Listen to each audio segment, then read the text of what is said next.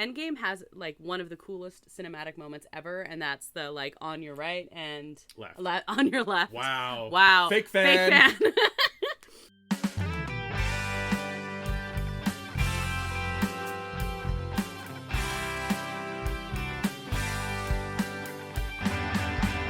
Welcome to Disney A, the Canadian-themed Disney travel podcast. We're your hosts. I'm Brandon. And I'm Krysta. That was very energized. You haven't even had coffee yet. I had one sip. Okay. Is that what you're drinking then? Yes. What a natural segui, hey? So good. I do like coffee. It's not black, though. No, it's not. It's, we got to clean up the last of the, Irish cream. We're doing the whole clear out everything in the fridge thing. And why are we doing that? Because we're going away. Away! Away! We've talked about it before. We are going traveling for like a long time. Yes, much to the chagrin of my workplace. Yeah, and our cats. Well, yes, especially the cats. Poor kitties. I care more about the kitties than the workplace. Yeah, well, kitties are going to be sad. Your workplace is a different kind of sad. Yeah. Anyway. How are you, Brandon, other than that? Oh, fine. Yeah. We already said we were drinking coffee with finishing up the Irish cream. And do you have a nerd thing this week? Do I? I don't know. That's why I asked. I don't know. Not really. Yeah. Played some Xbox. Anything worth chatting about, Xbox-wise? Not really. I don't know. Mm-hmm. Okay. What about you? I've been playing a lot of games too, but I'm on summer vacation, so I've been doing like, oh man, long to-do lists, basically. Yeah, That's what I've been doing. You have been very busy. Yeah, well, you even mowed the lawn yesterday. I or did. The day before, I guess. Yeah. Busy. No, yeah. Basically, I'm trying to cram all the like random house projects that I typically do in like a month into a week was my plan. And I got most of them done. Plus like running around stuff, packing and getting stuff ready and appointments and things like that. Oh. I know. So just busy, but like good. And it's summer vacation. So yay, I can do it all. You haven't packed any of my clothes I yet, haven't. though. I did make you a list though. Hooray! So I feel like that's worth something. One pair of socks and 2 pairs of underwear. No, yeah, well, that's pretty much. Yeah, you should see my... Are you like a plan stuff out? I already know the answer, but we're just talking about this. Are you a plan stuff out packer? Or are you a stare at the closet and like pull things out and... I'm a pull things outer. Yeah?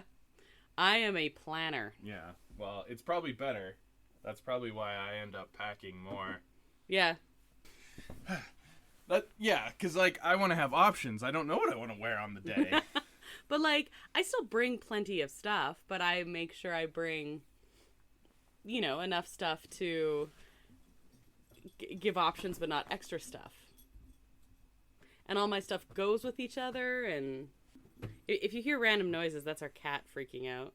Someone had way too good of a sleep last night, apparently. She just body checked me and spilt coffee. Oh, that crazy probably didn't kitty. feel good. But yes, I'm a planner, and you are not, but that's okay. That's why you make piles and I make it all work.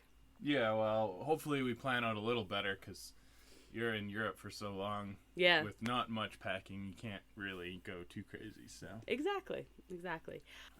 We have a show that we watched all of.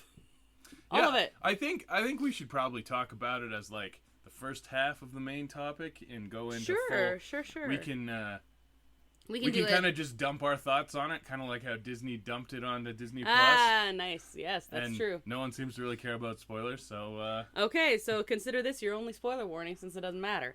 Okay, so let's just put a pin in it then and we'll talk about it in our main topic. But it's Ironheart that we're talking about, yes, by the way. Ironheart, yes. Okay, then let's head to the news. Disney A News Update. There's some news and everything like that, but the thing is, we're going to be gone for so long. We are, yes. And there'll be no news. And there'll be until no we news come while back. we're gone. Yeah. So, I had like a bunch of construction update stuff, and I'm like, all that is going to be changing so rapidly while we're gone. They're doing a bunch of construction. Yeah. Yeah, basically.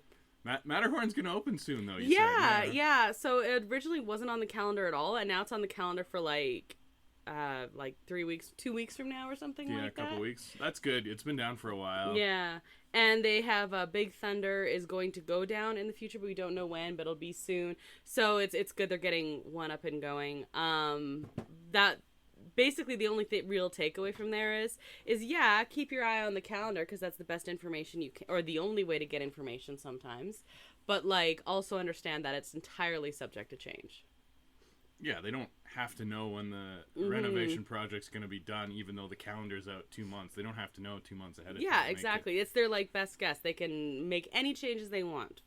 And they'll usually have a soft opening even before the day it says. Yeah, it's like gonna they did with Tiki Room. Yeah, so. I guess really the only like notable thing from that though, and I mean like wouldn't really matter to us, but Pixie Hollow has been closed like forever, and that is reopened now. Hooray.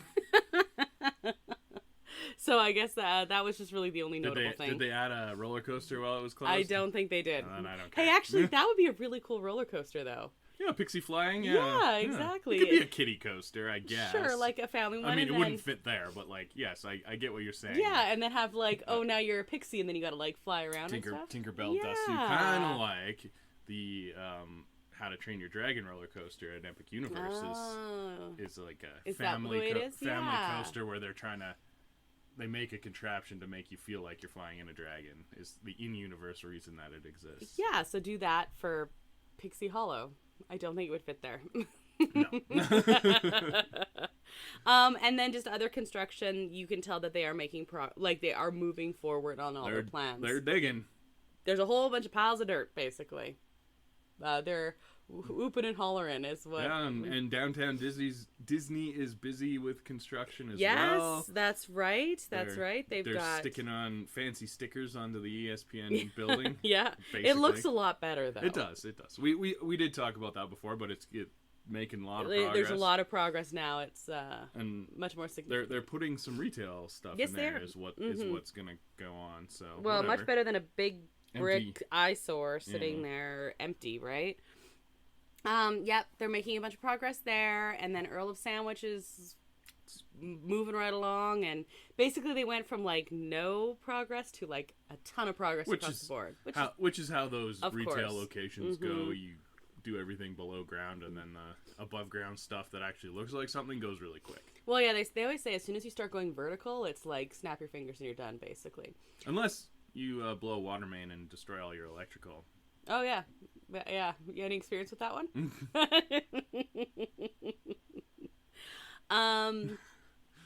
My new office building went vertical, and they were like supposed to be done like 3 months ago, and we won't be in there for another 9 months or something. Because of destroying the vertical. Because of destroying the electrical, yeah. Yeah. Speaking of destroying the electrical, we could have included this in our random nerd stuff. We watched a new Trainwreck episode, which is all over social media and everything like that. Yeah, so Trainwreck is a documentary series on Netflix. They've done this in the past. I quite like the Dirty Money one. Right. Because I'm a money nerd, I guess. I don't know. Apparently you are. But like various financial scandals through time and very well done. And then now they have this Trainwreck one, which is like just weird news stories, basically. Yeah. And the one that went viral out of this series so far was the Carnival Poop Cruise. Yeah, which I remember happening. Vaguely. Yeah. Very vaguely. I said the thing I remember most is like the SNL skit that went along with that kind of thing. Yeah. So anyway, that was interesting. We are going on a river cruise, not quite the same. Yeah, if that loses power and gets stranded, you can just swim to the shore. Yeah, it's like right there. But we do have a ocean cruise booked. We do. Not with Carnival. No. In July 2026. Does that make you less excited, more nervous? I don't know about... The thing that really got me because it's, first of all, not with Carnival. So, like, that's okay. And I understand, like, that's a really random thing. We are going to be, like, closer along the coast. So, you know, the whole out in the middle of the ocean thing doesn't really happen. But when they were getting tugged and it showed the boat, like, how it basically was on its side. Well, it was listing. It was listing, yeah, yes. not yes. on its side. Well, no, but it, for very... that would be very bad. That would be very bad. For very motion sick me, that is what that would feel like. And so, like, that was, like, the defining moment where I'm like, yep, that's just not appealing at all, thanks. Well, you're going to go anyway, and I am you're going to go. enjoy it. Okay. And we're not going to get stuck with poop cruise. No, we are not. I think the chances of that happening ever again are, like, very... The ship we're going on is brand new, so it's not going to catch on fire. Yeah, exactly. Okay, other news. We've got Summer of Movies is, like, motoring right along. We have Jurassic Park came out this weekend. Yes. Well, no, Jurassic World, whatever. Yeah. Not supposed to be great. No. Which is too bad, because I was kind of hoping it would be, like, fun. It could still be fun. Mm-hmm. You just have to turn your brain off. Which is fine for that kind of thing. Unless you're watching the first one, you kind of have to do that anyway. So yeah, I think I enjoyed the second one actually. They've not just because Ian Malcolm was in it. They've made so many Jurassic Park sequels, and each one I think keeps getting worse. Oh man, we haven't watched the last couple Jurassic World ones, right? We only watched the first one. I've only seen the first Jurassic World, and that was okay. It was fine. The best part was Jimmy Buffett saving his margarita. That's true. That is very Actually, true. no. The best part about Jurassic World is that they made Velocicoaster. Oh, yeah, there you go. In Universal because Studios, of it, because yeah. it's based on Jurassic World. So. I liked the little homage stuff to the movie in it. The homage stuff to the movie? To Jurassic Park. That was in Jurassic World. Yeah. Not enough. No, probably not. But I'm like, is it bad that the best part of the movie is the stuff that wasn't about the movie? It's about a different movie. But yes, Jimmy Buffett saving his margaritas. 2 margaritas. Yeah. One for each hand. It's in the song. He always had his priorities straight. It is true. Okay, so for this is like Disney World more, but yeah, Tom Sawyer's Island. Done. Closing. Yeah. I wasn't sure when they're doing all that. Well, I don't think there was notice, but apparently today, like we're recording this Sunday, on the Disneyland app, it is the Disney World app, sorry, it is warning guests that it is their last chance to experience Tom Sawyer Island. So, if it's actually the last day or not, or if they're gonna have that for a few days, you know, that wouldn't surprise me. But like, yeah, she's done. Cool. Yeah, well, I guess so. There is a whole lot of merch. It is now officially, you know, after Independence Day. So, Halloween has started. Basically, all the Halloween merch is out. And Oogie Boogie is going to start here in like a month and a bit.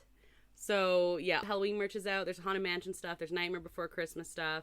But there's also like specific Halloween 2025 stuff. And, yeah, I think that is... The Haunted Mansion stuff does look pretty cool. The Haunted Mansion stuff looks really good. And then, yeah, we got a couple comic book movies. You said summer movie season, so... Oh, yes. Which we've talked about. Yes, so, just yeah. Fantastic Four and Superman are both, like, coming up right away, and we aren't... I'm more excited for both of those than Jurassic Me too. World was. But we aren't going to get to see them till we come back, so... No. I know.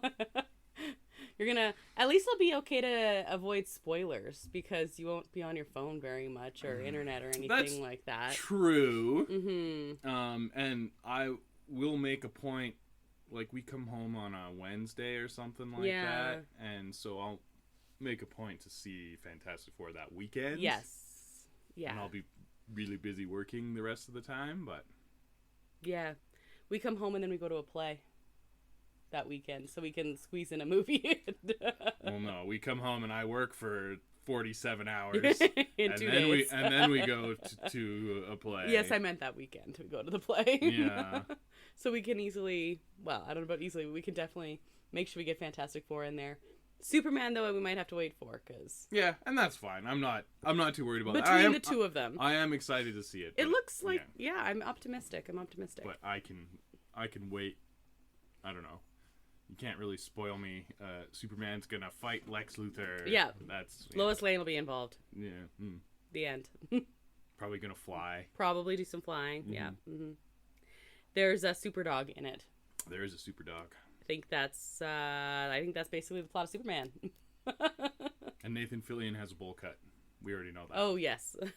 Do you have any other news, or do you want to go to the main topic? Did we... I can't remember, because when it was fresh news, we forgot about it, but did we revisit the fact that... Yeah, I think we did, that John Bernthal is going to be in the new Spider-Man movie. Yes, we did last time, yeah. Okay, good. Yeah, which is crazy. It is crazy. And I'm very curious. This Spider-Man movie is going to be very interesting. Yeah.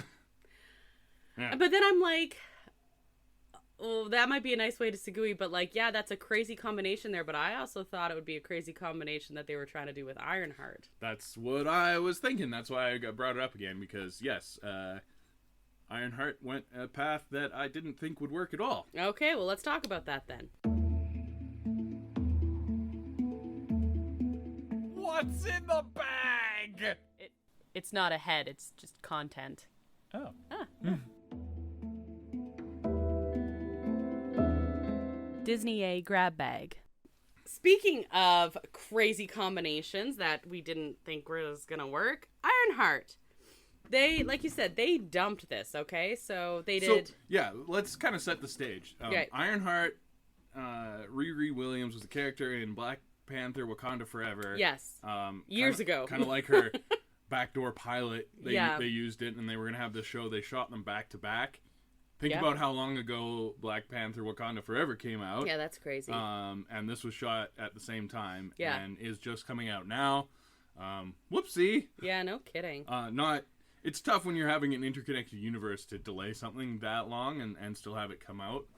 And as the years went on, we had heard several rumors about like what the plot of the show was, and like you knew who the villain was, and there's like comic book history with the villain that's in it, and the Hood, and there was casting speculation all the way along, and like people were talking about Mephisto being in it, and we're like, that sounds stupid. Yeah, because the entire thing is about science and technology. Like her whole thing is she's building like basically an Iron Man suit for herself, and it's like, well, why are you putting Mephisto in something that's all tech focused? Well, that was the line of thinking, but it turns out it's not about being tech focused. It's about the need and want for power, exactly, and what you're willing to do to go through that. Mm-hmm. And I think that worked at, like, combining those two. Then it totally made sense. Made a lot of sense, and then you had the other surprise villain. Right. I use that in quotes. Throwback all the way back to the real first MCU movie. Yes. There's some conjecture now that Wesley Snipes was in Deadpool, that actually his Blade movie is the first MCU movie, kind of. But anyway, the first real one was Iron Man. Yeah. And the villain in that was Obadiah Stane. Obadiah Stane. And his son is in... is in Ironheart, Ironheart, Ezekiel Stane. Yeah, so that was kind of cool, and it's kind of showing the different paths to legacy and power and things like that, and it's very... I thought that theme actually worked very well for the show.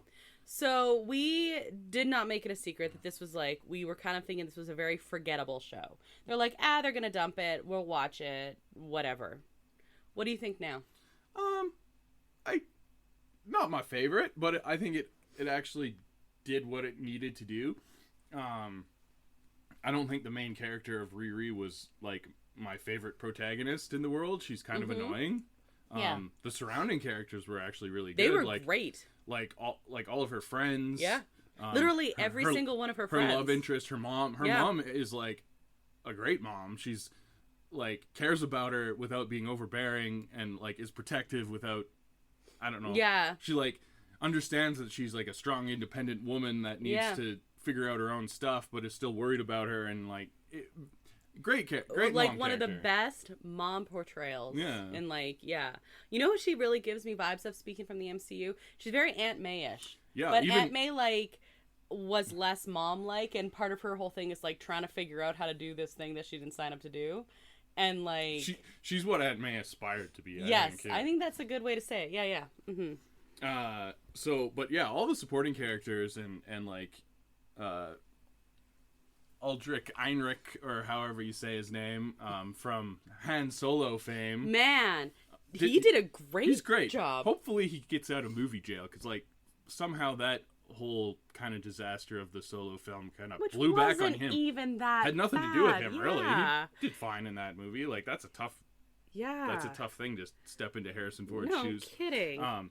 Hopefully he gets some more roles now. I hope so. Because he was pretty good in I this. actually really liked him in this. Yeah. I was like, oh, this is like super good fit for him. And then, of course, Anthony Ramos is... who I love. One of your favorites. Yes. He's a very talented fellow. He really is. He's tried to go into different things. Mm-hmm. Like, he was in one of the Transformer offshoots that was a terrible... I kind of forgot that he was in that. And whatever. Of course, we know him from Hamilton. Yes. Yeah, and In the Heights. And In the Heights, which we don't know him from In the Heights. No, but we know he was in that, yes. But, he's good. He is really talented. He's good at the acting thing. So. Yes, he is. Mm-hmm. I liked him in this role a lot, too. I know, I was kind of very much like, every time he's on screen, am I just going to be seeing, like, him in Hamilton? Like, am I just going to be like, hey, John Lawrence? Like... Yeah, but I wanted to see him have a pint of Sam Adams. But... Right.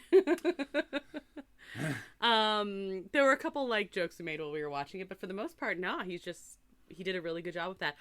Their whole crew, literally all the minor characters are amazing. Yeah. And I was like, I am a super big fan now. I don't even remember her name. Her mom runs the store, and she's in Zell or something like that. Yeah. So, anyway, she's a comic book character that is in the comics kind of linked to Doctor Strange and the Mystic Arts, and in this they have a link to, like, her mom went to Comertage and was with the wizards there or whatever, the sorcerers there, but she seemed kind of halfway between a sorcerer and a witch. Yeah, like, which is what I was super very Agatha-y, Wanda-y. Yeah, but like bridging that gap a little bit. Which is really cool. Like, then I was like, do more with her. Yeah. Because I like the Doctor Strange stuff, and I like the Agatha stuff, and like she's trying to combine them together. Like I want to see her hanging out with Wanda's kids, and wouldn't that be cool? And like do a you don't have to call it Agatha season 2 or whatever, but like some kind of link there. Bring that all together.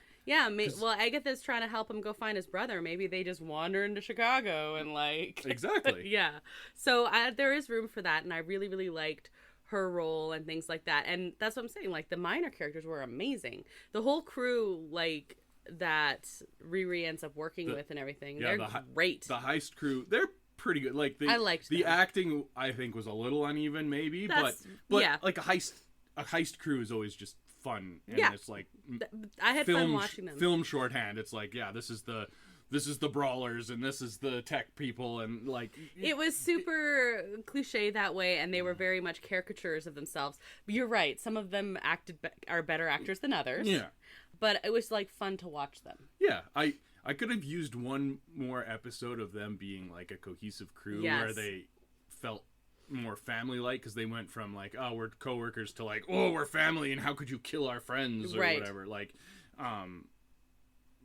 little uneven just because it was a short series. I totally agree. They could have done another episode, and honestly, it would have been nice to see them doing more heist stuff anyway, because that's supposed to be like this big focus of it. And I agree. You could have had one heist go perfectly with Riri on the team, and then the one that they kind of mess up. Yeah, and we see like her initial one, and that went like pretty well because she was like thinking on her feet and stuff, but like one that was by the book. They should have had one in between that went like perfectly, and then you see them being like a cohesive unit. That's fine, whatever. They were all really good, and you start to see how the like a cult kind of pulls into this whole thing throughout it, and I'm like, well, are they gonna go for this? And then they kind of in the second to last episode, they teased Dormammu, who we've heard of, and that's Yeah. actually who the Hood, Anthony Ramos's villain character, gets his powers from in the comic. Yes. So it was kind of an interesting tease that Yeah, way. yeah. You're like, oh, okay, this is what we're doing. But then in the last episode, as they've been teasing all the way along and all the rumors, you finally get the first official sighting and appearance of Mephisto Yes. in the MCU. Yes. Sacha Baron Cohen playing Mephisto. And I said, when I heard that, I was like, oh, I mean, like, I can see him, like, playing that, but also, like, it was all part of this disjointed, I didn't think it would fit in and stuff like that. I thought he did a great Mephisto. I think it's almost perfect casting because that guy is basically a chameleon. Like, he can... When you want to talk about talented actors, his history, like, yeah, you hear about your Borats and your dictators, but he's done an in-depth character sketch comedy for a long time, where he's playing off of people that are not in on the joke a lot, so he can go that hard on a character idea and that's a really make it good work. Point. Yeah. So, like, even in Les Mis, best part of Les Mis. yeah, for sure. He was great. He did it. He did a good job in that. And actually, this character, when I was thinking about him before I saw it, I was like, this is actually going to be, I bet he's going to play it kind of like he plays the innkeeper in Les Mis. Just this idea where, like, oh, he's pretending everything's fine, but he's super sleazy. Yeah. And it wasn't quite that, but, like... But yeah, I was, like, you're right, perfect casting. Very impressed. Just, of course, a short part of one episode, but very well done. Minimal effects, just some voice helpful distortion. Super helpful. It was super helpful that they didn't like go over the top with effects for him. Yeah, and it makes sense. Like he wouldn't appear in his Red Devil. We got a reflection, a distorted small reflection. So I'm cautiously optimistic that we can have him kind of working in the background and doing stuff along the way without being too overtly in your face Thanos type villain. I think he works better when he's like, I think that character will work better if he's shows up here and there, like he's peppered throughout, and then you're like, oh wait, he actually made a deal with this guy or this, right? Yeah, and you can have that all the way along and just be kind of, and like theorize that maybe he has something to do with this, but you don't really know. I don't know. We'll see what they actually do. Like we said, this was horribly delayed. Yeah, so who knows? So who knows what the actual plan is now? I've heard that they are looking after the two Doom led Avengers movies. They're going to be going more into mutants, of course, and mystic stuff. That's interesting because I think they've cast very well for all that. Benedict Cumberbatch is one of the only ones still around doing those things as well. And we all love Wongers. Mm-hmm. Yeah. So that's interesting. I guess I enjoyed this. It's not my favorite, but I enjoyed it. And I can see a lot of things that they do with it. But in the back of my mind, I'm always like, this was supposed to drop so long ago. Yeah, are they even going to touch it now? It makes me like, is this going the way of the Eternals, where they'll just maybe mention one tiny piece of it at some point. Which maybe, is, I don't know. You don't hire Sacha Baron Cohen and set him up for a major character like Mephisto and then like forget about him. Like, yeah, I don't know. I hope not anyway. But yeah, so I wasn't super excited about this show. It was a pleasant surprise. Yeah. Not like an amazing surprise, but it's a pleasant surprise. Okay, so I kept saying, leading into this, I was like, I kind of felt, going into Ms. Marvel, I was like, oh yeah, that's coming out, and we'll watch it, but whatever. And then I ended up really, really liking it. Do you like this better or Ms. Marvel? I like parts of this better. I do too. I like Iman Vellani. Yes. And Ms. Marvel as a character more, but like she's easier to root for. Yeah. Riri as a character was not easy to root for because she's kind of a biatch. But she's I don't think we're supposed to root for her. It worked for the theme that they were going for, where she's like, she's conflicted and she has a lot of trauma and she wants to protect her family and goes about things in the wrong way. And like, I mean, Tony Stark did something similar on a bigger scale, right? Yeah. So you can see how it works, and so after having seen all 6 episodes, I liked it. Mm-hmm. And yeah, I'd be curious to see where we go from here. Hopefully it goes somewhere from here, I guess, is more my thing. Yeah. There's some stuff that I want to know more about, mostly Mephisto. But anyway, yeah. Okay, the other thing we were going to talk about. These are both, like, news adjacent, because the one was Ironheart coming out and, like, reviewing that. Oh, before we move on, sorry, what did you think about the format? The 3 episodes one week and 3 episodes the next week. So not dumping it all like they did with Echo, but, like, the adjacent to that. I didn't like it. I liked the 3 episodes with Andor.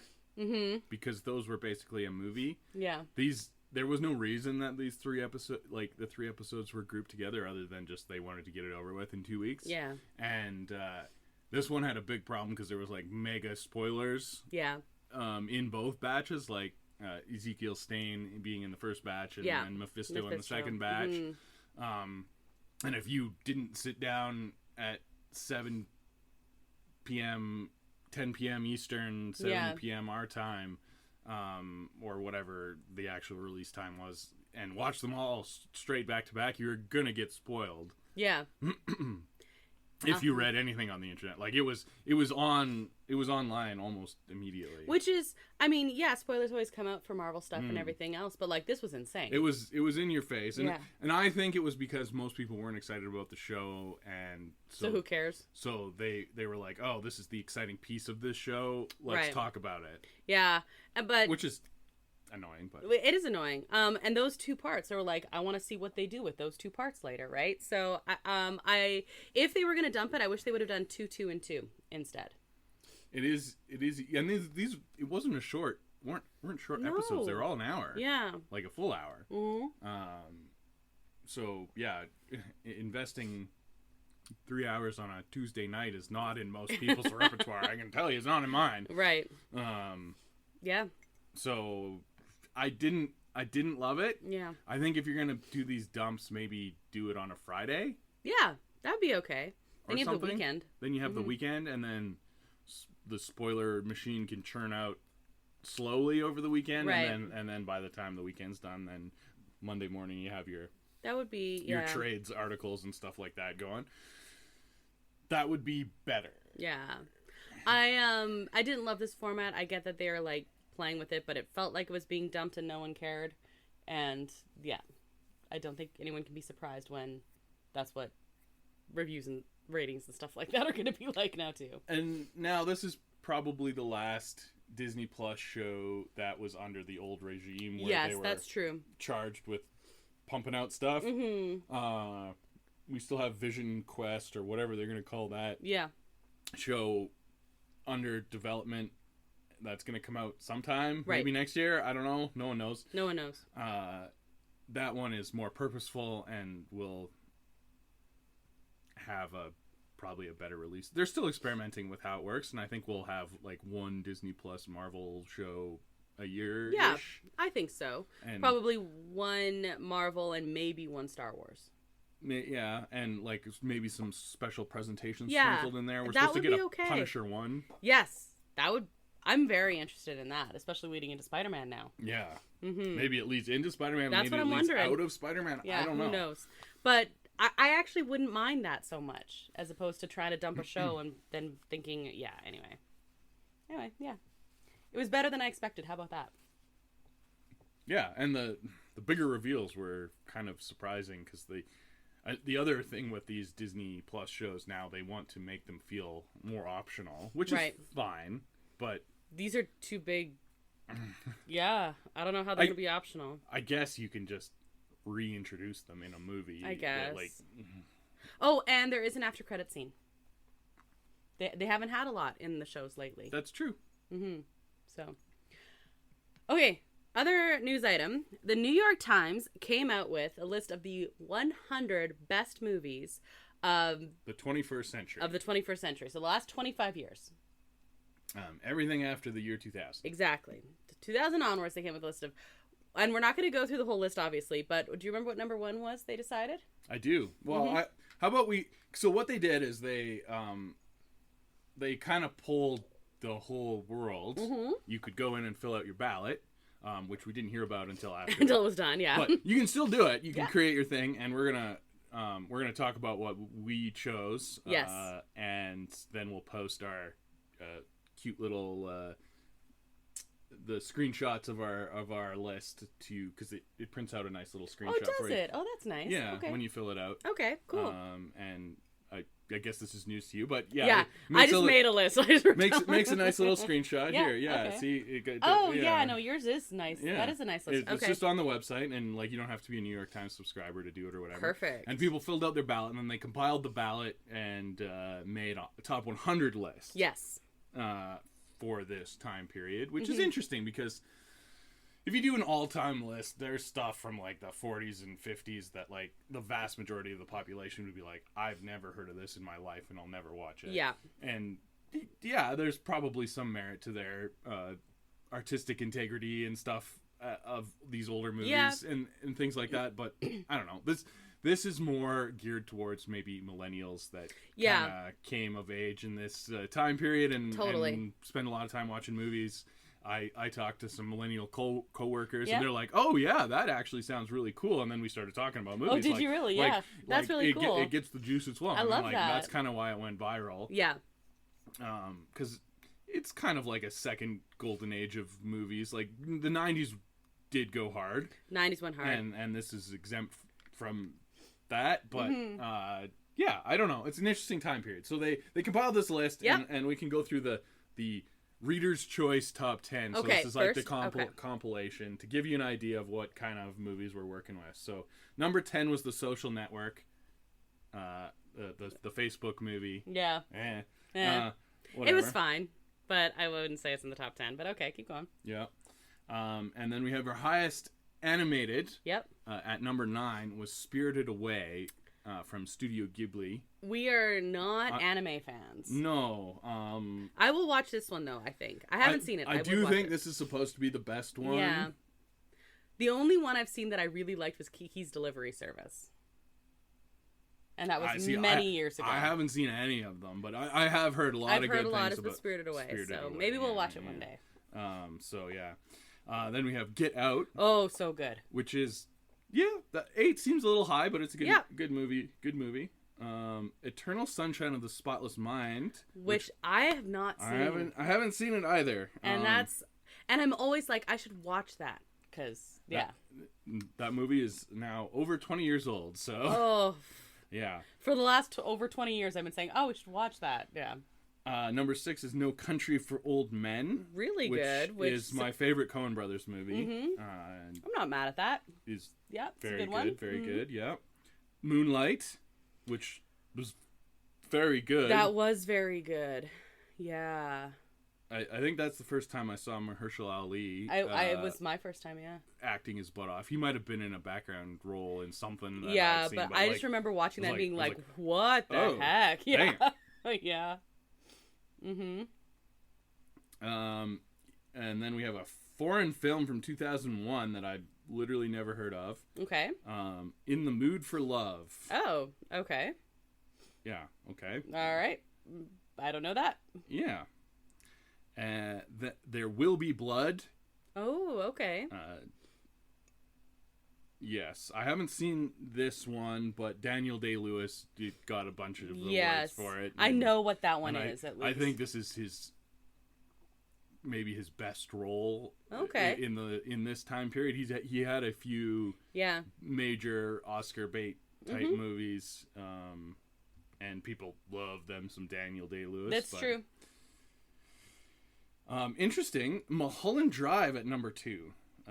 David Lynch movie. I've never seen this one either. I have not watched a whole lot of David Lynch, though, I had seen, I went through the whole top 100 list, and I had seen over half of them. Yeah. But not so good on the top 10. Oh, okay. I haven't gone through the whole list. I looked up certain things. There's a couple things I want to, mention before we get into our list, but interesting. Yeah, so you can go through the list, and they have little check boxes that you can Okay. click I've seen it or I want to see it, and then at the bottom it tells you how many you've seen. So I've seen 62. Oh, wow. Okay, cool. Sorry, I'm jumping ahead, but number 1 they have as Parasite, which was really good. it was a very good movie, and I am impressed at how well that was embraced as a foreign film in general, and it was very well done. Yeah. I wouldn't put it in as number 1, but No. I mean, we're going to talk about my list. It's not even in the top 10, but yeah. it's very good, and that's fine. But anyway, yeah. So I've seen 62 of the top 100. I wish I would have figured which is all pretty that good. out. That's pretty 60%, good. 60%. And there's quite a few on there that are like on my list to watch and have been for a long time. But it's always tough to get like back. Eternal Sunshine of the Spotless Mind. Yeah, exactly. So I'm curious. I'm gonna figure out how many I've watched too. Yeah, pretty fun. Anyway, so that's the top 10. And you can go to the New York Times top 100 movies of the 21st century to see the whole 100 list and go through and see how many you've seen. I'm gonna do that. And maybe find your next movie to watch. But now we're going to talk about our own list. Before we did that, was there any surprises to you in the top 100 since you went through them all? Well, the time period of it made it very difficult for some big name directors to have their best movies. That's what I wanted to bring out. Yeah. Spielberg. Yes, that's exactly what I was going to bring up. Is probably our like most famous modern quote unquote director. Yeah. Even though he got started in the 70s, that's not really modern anymore. But all his good movies happened before. Yeah, he is on this list once, and it's in the 90s. It's like number 92 or something. He's in the late 90s for Minority Report. Oh, okay. Which is crazy to say. The one Spielberg movie. I don't think that's his best movie post 2000 either. But I could see why people like. It's visually stunning and an interesting movie. But I don't know. I think Lincoln was probably better. Yeah, but like you said, his best movies were all in the 90s. Yeah. So I don't know, like stuff like that is like oh yeah. If you were including the 90s, you'd probably have Schindler's List in the top 10. Oh, for sure.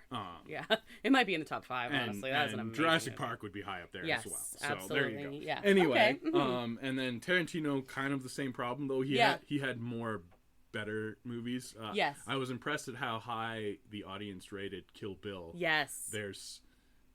That one's tough because it's really one movie split into 2. Wasn't that in the top 20 or something like that? It's pretty high up there. It's pretty high yeah. up there. So maybe 25. Yeah. I agree. And actually, he has a few movies on this list because he has Django Unchained, and he also has Inglourious Bastards on this list. Yeah. So he did like his 2 best are probably in the 90s, but he did have some good ones after. Yeah. So yeah. That's what surprised me. Basically, what I was going to bring up was the directors, and also it was like what year did this movie come out? What year did this movie come out? and then like there's some working directors that are still around, like Scorsese, that again from a prior generation, so like their best movies are not eligible for this ranking. Yes. We were watching New Rock Stars, and they talked about like the process for when you're picking your 10. Like what makes you decide best movie. And I said it's interesting because what they were saying, they're like, well, I don't know, pick a random director like Scorsese, but I'm not going to pick this random movie, so I guess I'm not going to have any Scorsese. But if I was picking directors, or am I picking ones that just like make me happy to watch, or am I picking ones that I know are like cinematically relevant or had a big impact? You know what I mean? So like it's interesting what goes into your definition of best, I guess. Yeah, and everyone should have their own definition, and my list is probably the weirdest one that was ever submitted. Really? It has a very strange range. I'm so excited to hear. And I think it reflects kind of my taste in movies. Okay. So that goes into your thing. That was going to be what I was going to ask you. Like, what makes you decide if this is a great movie or not? So it reflects. Well, first of all, taste. I have to like it. Obviously. And second of all, it has to maybe mean something to me. It can't, like Parasite. Okay, that's a good movie, but it didn't really mean anything to me. So I like that wouldn't even be probably in my top 50. Right. Does rewatchability play into it? It can. Okay. That can be one aspect for sure.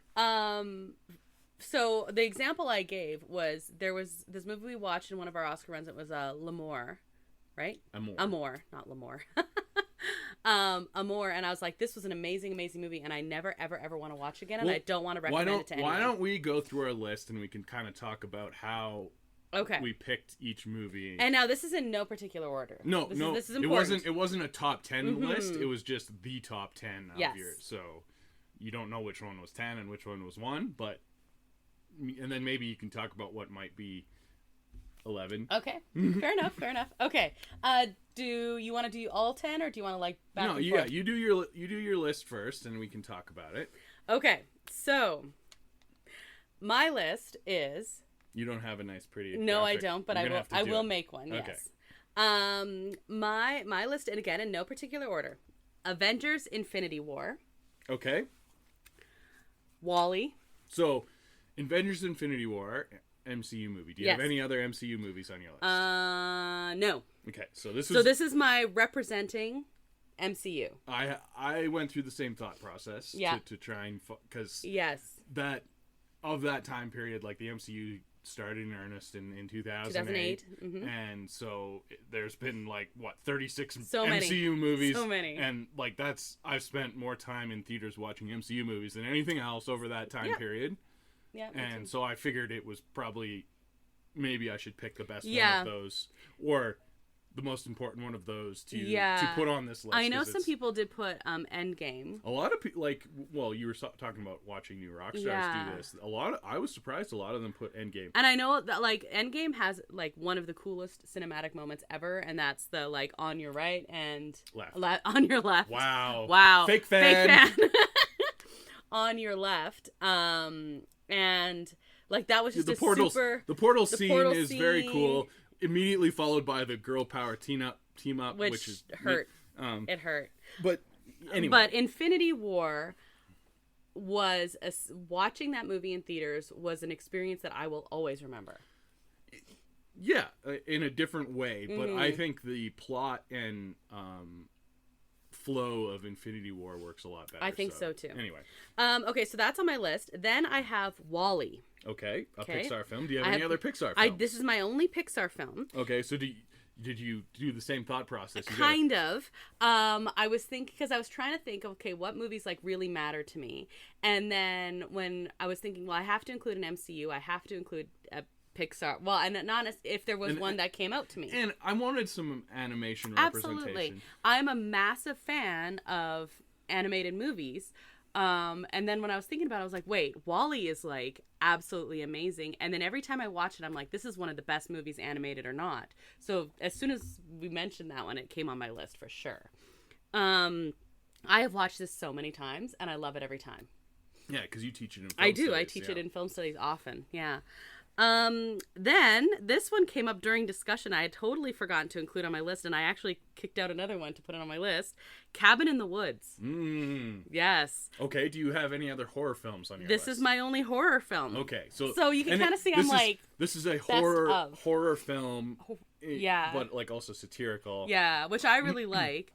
Seen it a few times, and every time I watch it, I'm like, oh man, it's so cool. Also, we've talked before that we really like Joss Whedon's work, he's a good writer. He's not allowed to write anymore. No, he's not. But this was when he was doing good things. Basically, there's some great maybe actors doing bad. Good writing when he was doing good writing. Yes. Really creative approaches to writing and things like that. I really liked this. I liked a lot of the acting in it. It's hilarious. It's so funny and so.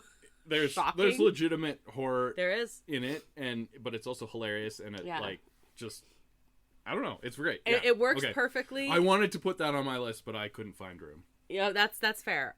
This is I'm not a massive horror fan, and so this is one, but I'm always a fan of good writing, and this one blew my mind with the good writing. Okay, my next one, I actually originally had 3 slashes because I was deciding until this particular moment which one to include. And again, I'm representing a genre. On the official widget, you couldn't do that. Yeah, you have to decide right then. Yeah. Again, you said, okay, well, I had a representation from the MCU. I had a representation from Pixar. I had a representation from horror. Here's my representation of musicals. I was deciding between Chicago, Moulin Rouge, and Rent. That was the early 2000s musical renaissance. Yes. And I was really, really torn on this, but I'm going to go with Chicago. That's the one that kicked it off. And that's why. And I was really torn because I also really, really I think Moulin Rouge is like visually stunning. But I don't think that would have been successful if Chicago didn't do as well. Yeah. No, I think it's probably just technically a better movie. Yeah, there's some really cool shots that they use the medium of a film to translate it from a Broadway show to a movie that I think they did better than Moulin Rouge. Yeah, so Moulin Rouge, the director who did that, has done other things where he's like really big on spectacle.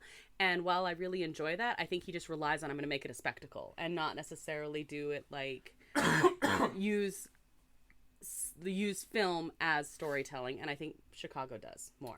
Chicago is very good, and I would like to see that again. It's been a while. I really like it. So anyway, that is my musical representation. Okay, Chicago. Yeah, don't hate that. Then I had to have a Star Wars representation on here. Oh, you did? I did. I put on Rogue One. That is the best Star Wars movie to come out. And this one I was kind of torn on sure. because is that technically better than some other ones? But then I was like, this is a personal one for me because I love this movie. Well, no, but like it is the best one. Oh, it's the best Star Wars one for sure. Yeah. I'm saying, is it better than some other movies that came out that wasn't? I was comparing it to the rest of Star Wars because you said you wanted a Star Wars one. Yes, See, but then I was like, but I really wanted Star Wars. There's one. I'm gonna tell you right now.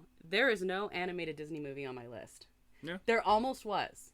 I almost put on Encanto because I think it's the best one. And it I love it. But then I was like, do I love the whole movie or do I love Lin-Manuel Miranda's writing? And do I love the character of Luisa? and so it was kind of the same kind of thing. And then I was like, Wally can hold on to that animated category instead kind of thing. Yeah. But then I was like, okay, but I am going to include Star Wars then. Okay.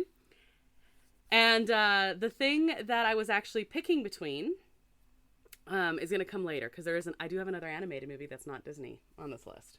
Okay. Shrek. Oh, okay. I like it. Shrek came out, and this is what I was deciding because most of mine are I love this movie, and that is what trumps the other ones. But I was like, Shrek is was culturally significant, and you can't say that about Encanto. Shrek slaps it is. It's hilarious. It is so good, and it's got equal humor for kids and adults.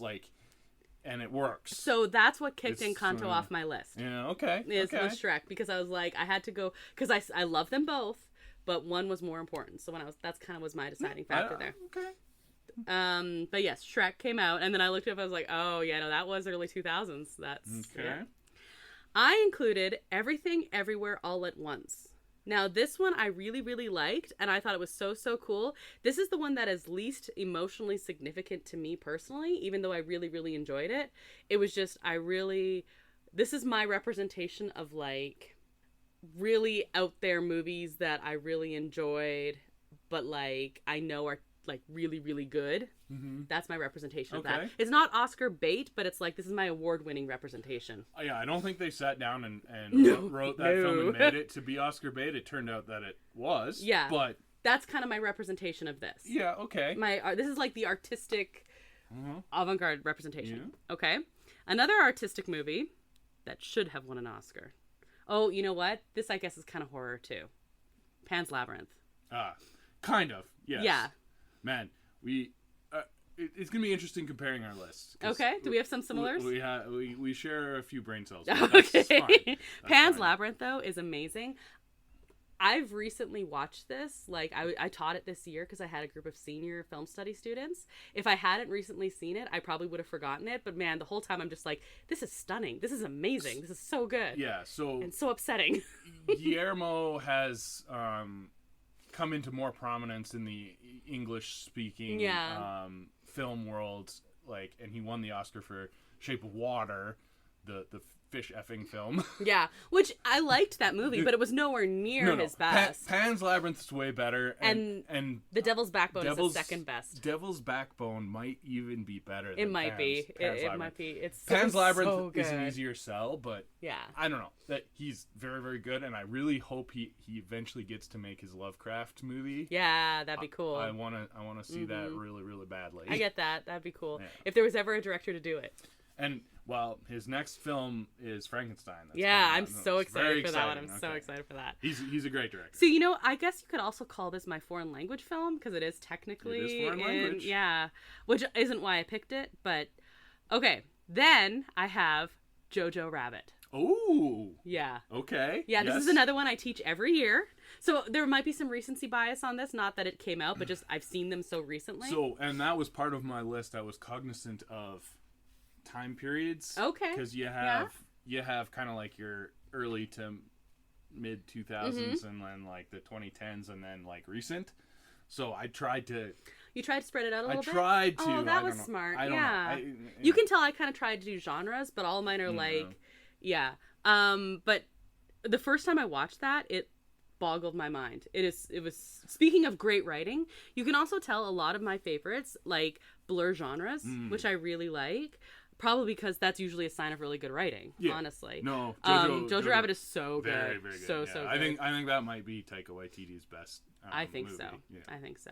And then my one that I was so excited about, I actually forgot. And then as soon as I remembered it, I actually jumped back on here and changed my list to include Pirates of the Caribbean, Curse of the Black Pearl. Okay. That's my 10. So that's your Disney representation. That's my Disney representation. That made me feel better about kicking in Kanto off for Shrek. That is one of the few close to perfect movies, I would say. It is one that is so rewatchable. I can't count the amount of times I've seen this movie. I could watch it again today and be very happy doing it. Yep. Super fun, but also like it's a really good movie. Like you said, close to perfect. It reminds, like, the Pirates franchise reminds me a lot of the Jurassic Park franchise. The first movie is an absolute banger, all time. Yeah. Perfectly set up, and the plot just works. You're right. They are so similar. And then the sequels have varying degrees of diminishing returns. And there's 3 that are centered, and then they go off. Yeah. Wow. Very similar franchise history there. I feel. But yeah, so this one, and this is also like a movie that I don't know if I would be like, oh, this is my favorite movie of all time. But my favorite movie of all time is not technically an amazing movie. It's just rewatchable and happy and wonderful. And that's Dirty Dancing, which came out like a long time ago, obviously. And I feel like Pirates is very similar in that. It's just wonderful. It's funny. There's like action. There's really cool acting. Can you believe Keira Knightley was 17 making this movie? But just so good. Yeah, well, they gave her a enhanced bodice. Yes, they did. And that was one that made me feel a lot better about not having a Disney animated. Okay, so no Tarantino. No Spielberg, like we talked about. No Christopher Nolan. No Nolan. I know, and because I was like, I can probably give you... He was probably in his prime during this. It's true. I could probably give you a list of top 10 best movies, but they wouldn't be my favorite movies. Okay. So what would your 11th be then? Well, because I was doing a lot of this from personally speaking, I kicked Encanto off the list. So that would be that would have been my 11th. Okay. Again, because I was looking at my favorites. No Lord of the Rings as well. Oh, I actually did have that on my list originally. I had Fellowship on my list originally. Okay. Yeah. Okay, so that's your list? Yeah, so I kicked off for Shrek, Everything Everywhere All at Once, and Pirates were my late additions that made me rearrange things. Interesting. Mm-hmm. Okay. That list is very you. Yeah. So that was the other thing I said. I said if I gave someone this list, you'd be like, you can have an idea of what my interests and personality based on this list. Mm-hmm. Would you say that is accurate? Yeah. Okay. All right. I'm excited. I'm so excited to hear yours. Oh, were there any surprises? Either omissions or inclusions on my list? I think I was most surprised when you first said it was Jojo Rabbit, because I kind of forgot about that one, but not in like a bad way. Like I was like, oh yeah, that's a good choice. Yeah. Hopefully I have a couple on here that you will say the same. Are you surprised I didn't include anything? Mostly just not a Disney movie. I thought you might try to get a Disney animated, yeah. but It would be in it's concept, post 90s, so I know. it's very Zootopia is difficult. also a really, really good movie too. But like, then I said, if I'm trying to like, what movie should I include? Then that should be my sign. Yeah, I don't know. Okay. Okay. So yeah, I'll do my list. I'll start with the ones that we had the same. Oh, that's a good idea. Okay. We had. Did we have lots? We the same? had a few overlaps. Really? So, Okay. my MCU movie, I had to pick one. Yeah. Was Infinity War. That doesn't surprise me. I thought you might go. I'm not surprised you included MCU. I thought you might go original Avengers. I briefly thought about it, but Infinity War is better. It is. My other MCU option Guardians was going to be Guardians, which would also kind of double up as my space opera. Totally get it. Because I don't have any Star Wars. So, see, that does surprise me. Actually, but when you think about the 2000s, does that actually surprise me? Not really. Rogue One is good. It doesn't beat out some of the other ones? It might be in the top 20. Okay. Maybe. Guardians, I did think about. Because I'm like, that's just a good movie. Yeah. I think, like, Rogue One was really good. I think Guardians is the best Star Wars movie to come out. I get it. It's great space opera, and that's what Star Wars should be. But anyway. Okay, so Infinity War, yeah? Infinity War. I also had Everything, Everywhere, All at Once. I mean, I know you really, really like that movie. I'm kind of surprised it made your top 10, just because there's a lot of movies you really like. I know that. I have wide-ranging tastes. Yeah. So what was your thought process? Like you said, you had to include MCU. What was your thought process with Everything, Everywhere, All at Once? Well, that was me trying to come up with a recent movie. Okay. I get it. That's my... like, one of the ones that was on the top 100 list that was very recent was Zone of Interest. That was like in the top 20 even. Like, it was high. It was very high. And I was like, did enough people watch this? And I was kind of surprised. I almost wanted to go something like The Triangle of Sadness, which I really liked, and is like my kind of humor. And I almost did that instead. But no, I went with this one. I think it's... Anatomy of a Fall was really high on the list, too. It was, yeah. And that was very good as well. I really liked that. The acting in that was great. But... Yeah, this is my most recent one. The other closest one to that we'll get to. Okay. But, so that was that kind of thought process. I also had Pan's Labyrinth. To be fair, though, that's such a good movie. And we had just talked about it, so I was, That was... so good. Very good. And I also had WALL-E. You did have WALL-E. That actually surprises me as well. Not just that you were like, I'll include a Pixar movie. I wanted an animated movie. And WALL-E's really good. It's amazing. It is like my second favorite animated movie of all time. Beauty and the Beast is the only thing I like more. Like, Up is a very good Pixar movie. Yes. But it is.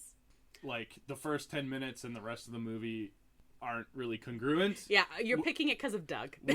Whereas, like, WALL-E's third act maybe isn't quite congruent, but it works so well. It's a little more cohesive. The other Disney animated movie I thought about was Big Hero 6, by the way.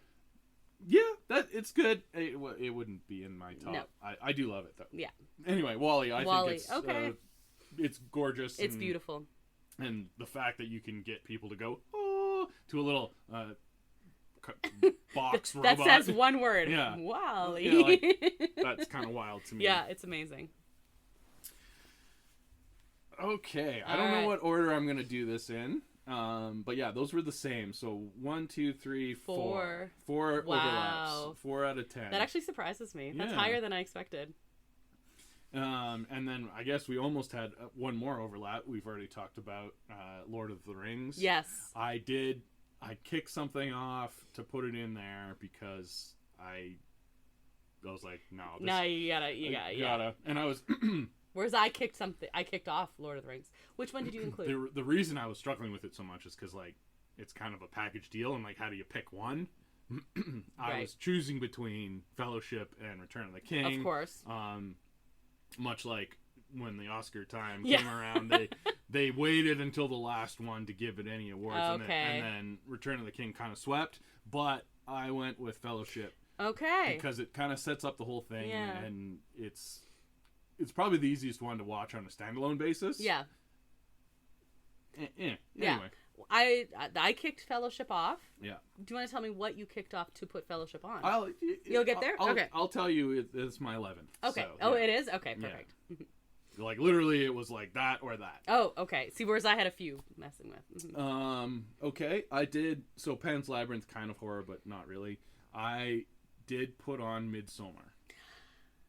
That doesn't surprise me. That was amazing. I needed a highbrow A24 horror movie on this list. Totally get that. That's a recent movie. And yeah, so that was 2019. That was the second most recent. Okay. So that's been 6 years. Wow, that has been 6 years. Yeah. Oh, that hurts. That is a gorgeous movie, though. It is. It's beautifully shot. It's almost got like an unreliable narrator aspect Which to I love. it, and Florence Pugh just like oh my god, amazing and wonderful. The Ari Aster makes great horror movies, and he's got one coming out this summer. And we'll see if there's a horror tint to it. Like, you can't really tell what the new movie's about, so I don't know. We'll see. It's like Eddington or whatever it's called. So, Yeah. Anyway, I love this movie. So it's really good. I do remember, and man, that movie stuck with me. Like, it's still, I don't know, just a little bit disconcerting every time I think about it. Extremely disconcerting, which is. But I mean, even now thinking about awesome. it years later, I'm like, oh man, that's like. Absolutely. Totally a great choice. Absolutely love it. Wouldn't make my top 10, but great choice for you. Yeah, and that's the way it should be. I like it. And so you asked me about rewatchability on this list. Yeah. And then you brought up an example of a movie that's like not rewatchable. Exactly. It's on my list. No, it's not. Amore. Is it really on your list? There are a few movies that messed me up. I mean, to be fair, there was like personal stuff going on, like timing wise. We watched that right after my grandpa had passed away. Yeah. So it was. I was actually choosing between this one and The Father, which is... Oh, I totally forgot about The Father. Very similar kind of plot where just like your degeneration of an elderly person. Oh, man. Tough to even talk about right now, thinking about it, but... Like you said, oh, man. Amore is amazing. Totally rewatchable. Yeah, like I'm not one to cry at movies or anything, but I was like bawling during this one. Yeah. And I was a mess. Like I was just an absolute mess. The Father, if I had thought of The Father, it might have kicked something out. Yeah. But again, not rewatchable, just like blew my mind how good it was though. Yeah. So that was good, and that's also my second foreign language film, which is kind of interesting. Oh, really? Yeah, I guess. Oh, I said Pan's Labyrinth was foreign language. Everything Everywhere All at Once is also foreign language. I totally forgot about. Partly. Very partly. It wouldn't be a foreign language film. There would just be foreign language in it. Yeah. Yeah, okay. I mean, heck, there's rocks talking at one point, so I guess. It's primarily English. It's not foreign language, okay. So, yeah. All right. You included that. That is a super surprise to me. Oh, very powerful film. So it is. And a lot of people wouldn't have seen it, so I want it, like I said, I want a range. I'm not mad that you picked it, but like that just shocked. That's my surprise on your list so far. Good. And then I went with The Big Short. That does not surprise me at all. I wanted an Oscar bait movie that spoke to me a little more than... we watch all the Best Picture nominees every year, and I like most of them. Yeah. Some of them I don't like. The Artist. Beast of the Southern Wild is still the worst one. Is that worse than The Artist for you? Oh, yeah. Okay. I just get annoyed about The Artist because it, was popular. Yeah, okay, I get it. Anyway, but The Big Short, hilarious, poignant, and interesting. Yeah. So that was my, kind of Oscar baity one. That doesn't surprise me. So, I remember how much you liked that movie when we first saw it. It's fantastic. I should watch it again, actually. You should. Because it's been a while. Yeah. And then in the comedy genre, I went with one that's very, very important to me. I know what this is. Well, important isn't maybe the right word, but I've probably seen this movie almost as much as any other movie Which is saying something. Which is saying something because I watched a heck of a lot of Ghostbusters back in my youth. And we just watched it last night. Yeah, we did. In preparation for our trip to Europe. 2004's Euro trip. And I am not... You would call it a guilty pleasure, but I'm not guilty about this at all. I remember you wrote an essay about this in university, this movie. Yeah. Defending it's comedy. Like, there was a smattering of gross out comedies kind of playing off the success of Adam Sandler movies in the late 90s, early 2000s, and this was on that train, but it's way smarter than any of them. It is. I've seen this movie a lot because you've seen this movie a lot. Yeah.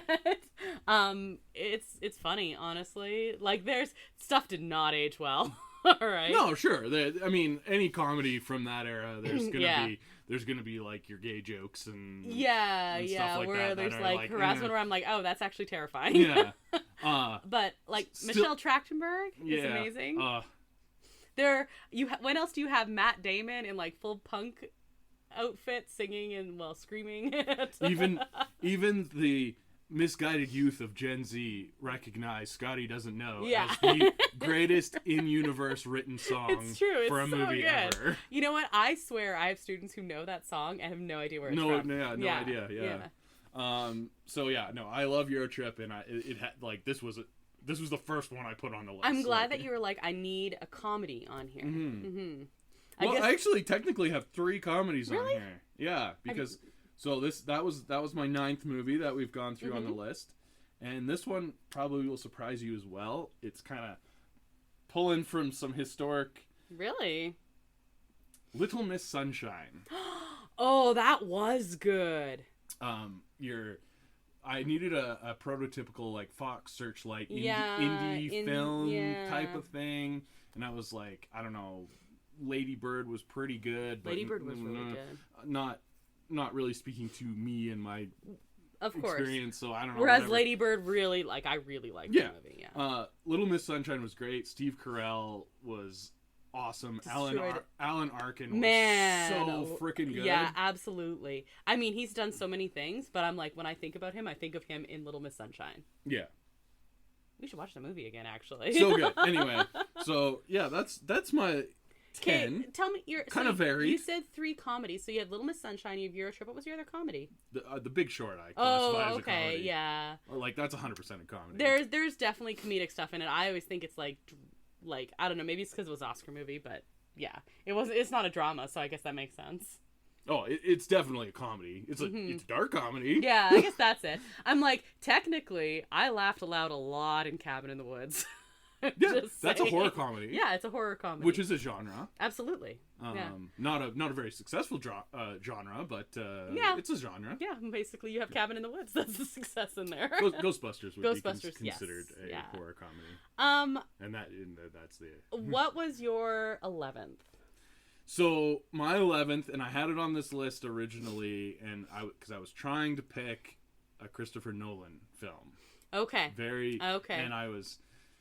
He's been a very important director for this exact time period. Like, his first big film was Memento, which was in 2001. I thought about that one a lot. Yeah. That's my favorite of his, I think. A lot of people like The Dark Knight. I think that's very overrated. I like it. It is nowhere in my top 20. I actually like Batman Begins more than The Dark Knight. As a film, I totally get that. Yeah, the only thing I like Heath Ledger's Joker is really good. That's it. The plot of The Dark Knight is actually really stupid if you sit down and think about it. The thing about The Dark Knight that I love is Heath Ledger in it. I'm like, you don't pick the movie because of that. It's great, but and so if you're trying to pick a Nolan film, that's not what you pick. And I don't like any of his newer stuff, except Oppenheimer. I liked Oppenheimer, but I wasn't gonna pick Oppenheimer. No. What I wanted to pick was Inception. It was great. It was very good, but I couldn't. You couldn't not have Fellowship for Inception. No. Amour is the one that surprises me. Yeah, I go from a early 2000s gross out comedy to a somber emotional reflection on the trials and tribulations of someone going through dementia in French. Yeah. I feel that my list is very... And you know what? And it doesn't surprise me that you liked that movie. I talk a lot about the significance of that movie to me. And I know when we watched it, like you said, you were emotional stuff watching it, but I was like a wreck. And you said you were basically like holding it together because you were watching it with me. And I think that's just the one that we've talked about the least. Sure. So I think that's why I'm like, oh, it's a surprise. Not easy to talk about. No. Very, very powerful movie. And I think it is an amazing and horrible and amazing love story. Which is probably why it's so devastating. Yeah. No, that's just the surprise because I feel like that's the one that... And so, yeah, I had no Nolan. No Spielberg. No Tarantino. But again, what do you pick for Spielberg? I couldn't. I wouldn't. Nothing from the 2000s. Exactly. I think my favorite movie by Spielberg in 2000s is probably The Fabelmans. Yeah, which is fine. And I'm like, oh yeah, that's fine. The end. Like, that's the end of the story. Tarantino surprises me that you don't have any Tarantino. I thought for sure Kill Bill was going to be on your list. If I could put them both together. I get that. And Django Unchained was so good. And Inglourious Basterds. Yeah. Like, they'd probably be like... one of those would be in like the top 15 maybe. Okay. All right. But yeah, I couldn't... I don't know. I had to... You gotta make some choices, yeah. Yeah, it's tough. So... I like that you were like, I want smatterings of things from time periods. I wanted a spread. Yeah. See, I didn't think the time periods. I did think genres, but I didn't think time periods. Yeah. Interesting. And so no Star Wars, but like, what do you pick? Yeah, I wasn't. I couldn't bring myself, like, if my favorite Star Wars from this time period would be Rogue One. Yeah. But I don't know. That might be in the top 20, maybe the top 30. Yeah, that's fair. I get it. So no Nolan, no Star Wars, no Tarantino. I did almost. This would probably be 12 or 13. I thought very heavily about a Scorsese movie, The Departed. Oh, that's a good movie. I really loved The Departed. Yeah, but it didn't. But again, no Scorsese on either of our lists. Mm-hmm. I mean, that doesn't surprise me as much for me, but it would be The Departed for me for Scorsese. But. I think if you look at my list, you're like, this is Krysta's personality. Mm-hmm. If you look at your list, it's like, these are Brandon's interests. Right? Like, it's very varied. Very varied. Which I like. Yeah. Well, and that's how I watch movies. Like, yeah, I know. I will watch almost anything except less music biopics, please. And you actually don't even have a problem with them. There's just so many, and you're like not a music fan. And they're all the same. Okay, what was the hardest part of this process? Well, narrowing it down to 10. Are there any on my list that you're like, I wish I would have thought of that? Jojo Rabbit. Yeah. And like I said, that's one of the ones that was a late addition. And Pirates is pretty good too. I probably wouldn't have been able to find room, obviously. But it makes sense for my list. But it's a good one. Mm-hmm. I like it. Mm-hmm. Yeah. Okay. This was fun, actually. Oh yeah. Well, you can see why it went viral because it's, I don't know. If you like movies, it's a fun topic of conversation. Yeah, and like you said, it gets people talking all of a sudden. Mm-hmm. Yeah. Any final thoughts on this one? Go watch some movies. Yeah, no kidding. There's a list of 100. Go to. Well, I'm gonna make mine pretty now. Yeah. So I'll send you my screenshot. Yes, please do. Thank you. You can post them. I will. So that is our show this week, and we've talked about we're gonna be gone, and we're gonna try and do something. I gotta test it out on my phone, but we're just gonna we're gonna record some live-ish,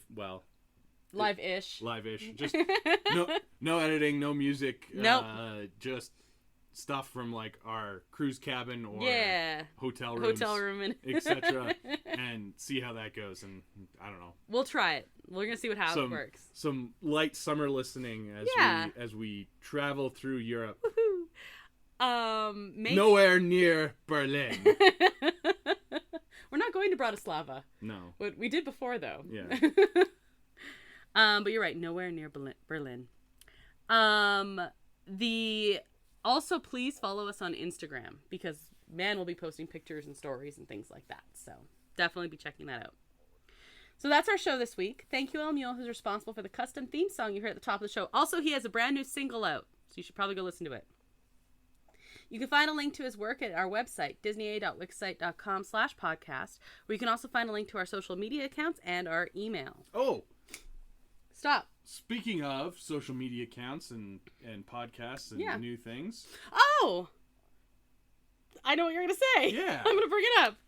We have, we got a cool email from Million Podcasts and top 100 lists, of course, that we're talking about. Yeah, right now. this is perfect.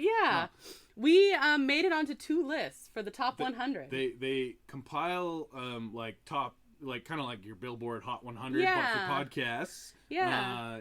And in the Disney podcast. Yeah, in list. the top 100 Disneyland podcasts, we are on that one, and we are on the top 60 Disney movie podcasts. So when people are like, "Hey, I want to know stuff about Disney-owned movies," we're actually I've looked up our numbers. We're actually in the top 50.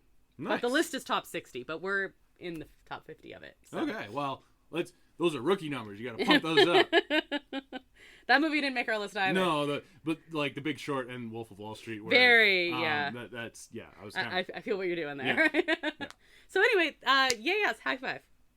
So anyway, that's pretty cool. So go check out the Million podcasts, and maybe help our numbers go up. Yeah, that'd be great. Tell all your friends to listen to us. Or like people you don't like. That's fine too. And we're not picky. We got some badges, so we're gonna put those on our socials and stuff, and probably mention this every episode. I guess. I think so. I think it's really cool. And every once in a while, we should just check and see what our numbers are now. So yeah, you can also find us there. If you rated or reviewed our podcast, thank you. And if you haven't yet, you should, because that probably helps too, honestly. Next episode, we don't have one. We'll just listen to us whenever. Yeah, it's going to be kind of freeform. It might not even be on Mondays. I don't know. Yeah, it'll just be... Time will cease to have meaning, so it'll be whenever. Come on vacation with us. Yeah, I'm excited. So I'm Krysta. And I'm Brandon. And until the next adventure, TTFN, ta-ta for now. Thanks for listening to Disney, eh?